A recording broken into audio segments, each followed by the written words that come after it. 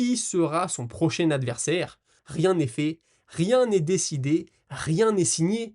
Tsarukyan a fait un pas dans la bonne direction en faisant le poids vendredi et en assurant son rôle de backup fighter. D'ailleurs, point assez intéressant, Dana White a dit mot pour mot que l'Arménien, en janvier dernier, avait laissé passer sa chance lorsqu'il n'avait pas été capable de faire le poids.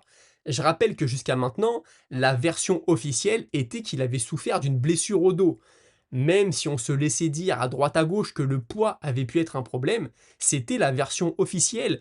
Et je pense que les mots du patron de l'UFC ne sont pas choisis par hasard. Il a aussi cité Gaethje, Justin Gaethje, qui a déclaré par l'intermédiaire de son agent que si sa prochaine apparition dans l'octogone n'était pas pour disputer une ceinture, alors il pourrait prendre sa retraite. Pas la meilleure des stratégies pour obtenir sa chance, puisque d'après Dana White, si un combattant veut prendre sa retraite, et même commence à s'interroger sur la possibilité de la prendre, alors c'est sûrement que le moment est venu de le faire. Et il était assez clair à l'entendre qu'il n'a que très peu apprécié la déclaration de l'Américain.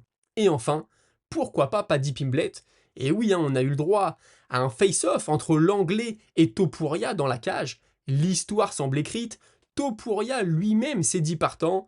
Eh bien sachez que Dana était contre le fait que Pimblett entre dans l'octogone et que ça n'a été possible que parce qu'il n'a pas été mis au courant et qu'il était déjà retourné en coulisses à ce moment-là. Et encore une fois, il a assuré que rien ne garantissait à Paddy Pimblett d'être le prochain prétendant à la ceinture.